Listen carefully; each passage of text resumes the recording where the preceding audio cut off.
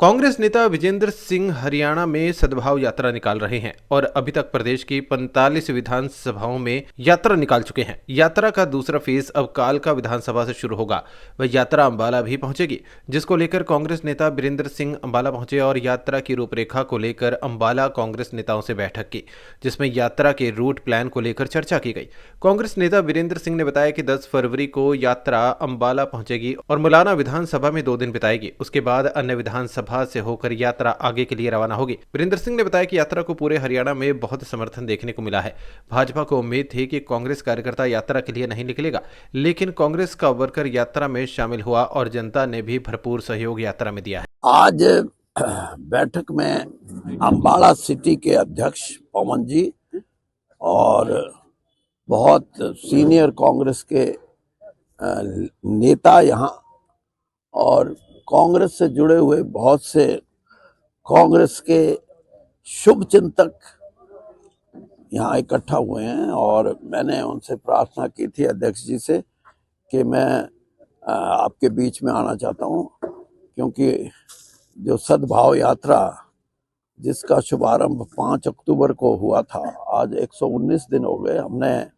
45 विधानसभा हरियाणा की कवर कर ली हैं और अब कल से कालका से दूसरा यानी आधे के बाद का कार्यक्रम शुरू होगा। तो उसमें अंबाला ज़िले की 4 कॉन्स्टिट्यूंसी हैं और उसमें अंबाला सिटी, अंबाला कैंट और ये 11-12 ना भाई, या अंबाला शहर 13, 12 कैंट और 10-11 मुलाना। नहीं 10-11 12 तारीख अंबाला कैंट, 13-14 को अंबाला सिटी। हाँ नहीं, इसका मतलब 10 और 11 को मुलाना और 12 को अंबाला कैंट और 13-14 को अंबाला सिटी, ये 3 विधानसभा कवर करेंगे। तो उस संदर्भ में आज सिटी के साथियों को बुलाया था और उनसे बुलाने का लक्ष्य हमारा ये है कि यात्रा का रूट क्या हो। तो उसमें ये इन्होंने कहा कि हम आज कल में आपको रूट बना के देंगे और रूट का भी मैंने भी इनको यही कहा कि जहाँ ज़्यादा लोग यात्रा को देख सकें, यात्रा का जो मैसेज है वो ले सकें और 14-15 किलोमीटर एक दिन की यात्रा का लक्ष्य होता है हमारा। और विजेंद्र सिंह इस यात्रा को शुरुआत उन्होंने की थी और उसको लीड कर रहे हैं और राहुल गांधी जी ने इस यात्रा को लेकर यही कहा कि जो कोशिश है भारतीय जनता पार्टी की और सरकार उसकी मदद पे है इस काम के लिए कि समाज को बांट के अगर वैसे वोट नहीं मिलती हरियाणा में, क्योंकि मेरा राजनीतिक अनुभव ये बोलता है कि हरियाणा में जो हमारा आपस का भाईचारा है, वननेस है, उसको बड़ी आसानी से कोई ये सोचे कि किसी ना किसी तरीके से उसको खराब करें, आपस में ईर्ष्या पैदा हो जातीय आधार पे या धर्म के आधार पे या क्षेत्रीय आधार पे। इन चीज़ों का बीजेपी ने कोशिश की हरियाणा में, सफलता तो उनको नहीं मिली और कहीं ना कहीं उनको मुंह की भी खानी पड़ी।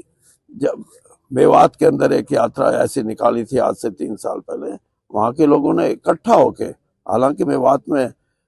मुस्लिम जनसंख्या 70-75% है, लेकिन वहाँ सभी लोगों ने और ख़ास तौर पर वहाँ के जो किसान वर्ग के लोग थे, किसी भी जाति और धर्म के थे, उन्होंने कहा कि अगले साल अगर इस किस्म का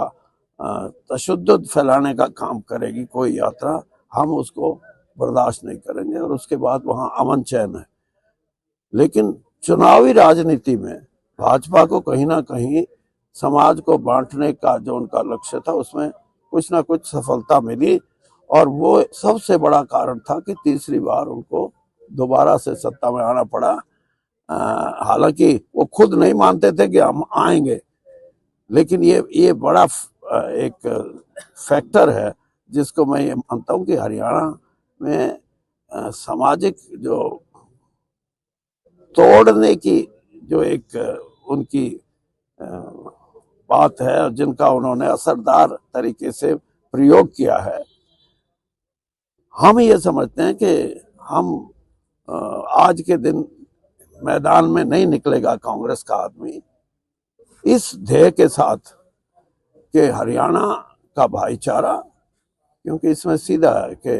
कांग्रेस का हाथ भाईचारे के साथ, इस यात्रा का स्लोगन है ये। और सद्भाव यात्रा तो आप जानते हैं, उसको हमने शुरू किया है और सभी कांग्रेस के, खास तौर पर कांग्रेस के कार्यकर्ता जो किसी न किसी रूप में पिछली हार को से हतोत्साहित, यानी उनको लगा था कि कुछ ना कुछ उठने का हो, तो एक कोशिश ये भी थी कि हम पार्टी को मजबूती से उठाएं। तो जहां पार्टी उठेगी, लेकिन पार्टी से भी ज्यादा मजबूती हम अपने समाज के रूप में भी, जो हमारा सामाजिक एक जिम्मेदारी भी बनती है एक राजनीतिक दल की हैसियत से। और मैं बात ये इसलिए कह रहा हूँ कि क्षेत्रीय पार्टी हरियाणा की ये काम नहीं कर सकती, क्योंकि वो तो खुद जातिवादी पार्टियों, जो जातिवादी विचारधारा पे आधारित हैं। तो इसलिए कांग्रेस ने ये पहल की है और लोगों का बहुत बड़ा और खास तौर पर बुद्धिजीवी वर्ग का बहुत बड़ा हमारे को प्रोत्साहन मिल रहा है। और हर वर्ग का आदमी,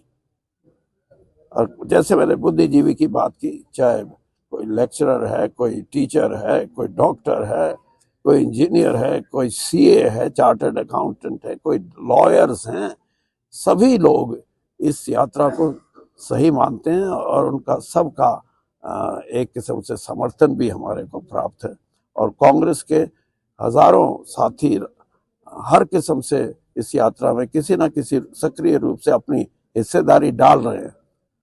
तो यहाँ तो मैं पहले भी, आज से मेरे ख्याल में 2 साल पहले शैलजा जी ने एक यात्रा की थी, उस यात्रा में भी मैं शामिल हुआ था, उसका भी हमारे को यहाँ के लोगों ने बहुत समर्थन दिया। और अंबाला का जो क्षेत्र है, ये हरियाणा में राजनीतिक तौर पे ऐसा क्षेत्र है जहाँ 1857 की क्रांति, लोग तो कहते ना मेरठ से शुरू हुई, अंबाला से 9 घंटे पहले मेरठ की क्रांति की शुरुआत का आगाज अंबाला से 9 घंटे पहले 1857 में हुआ था। तो ये क्षेत्र पूरे तौर पे कांग्रेस का गढ़ रहा है और कहीं ना कहीं किसी न किसी रूप में हमारा ये कोशिश रहेगी कि जहां हम इस यात्रा को मजबूती दे रहे हैं, वहां कांग्रेस जन भी इस यात्रा में जुड़ के पार्टी को भी मजबूत करेंगे। सर, अंबाला शहर से विधायक निर्मल सिंह है, वो आज पहुंचे नहीं, आपसे उनका संपर्क हुआ था? मैं तो संपर्क करता नहीं, मैंने तो इनसे भी मेरा संपर्क नहीं हुआ। मेरे जो यात्रा कर रहा है वो ब्रिजेंद्र सिंह है, नाम में फर्क है, मैं ब्रिजेंद्र सिंह हूँ, वो ब्रिजेंद्र सिंह है। तो ये सवाल तो उससे पूछना। बाकी मुझे ये पता है कि शायद आज या कल निर्मल सिंह जी से भी उनका संपर्क हुआ होगा, मैं आई एम नॉट श्योर। और बाकी अगर आप पड़ोस की तरफ निगाह लगा के देख लें तो यहाँ कांग्रेस के अध्यक्ष भी हैं और अभी हम यमुनानगर में दोनों अध्यक्ष,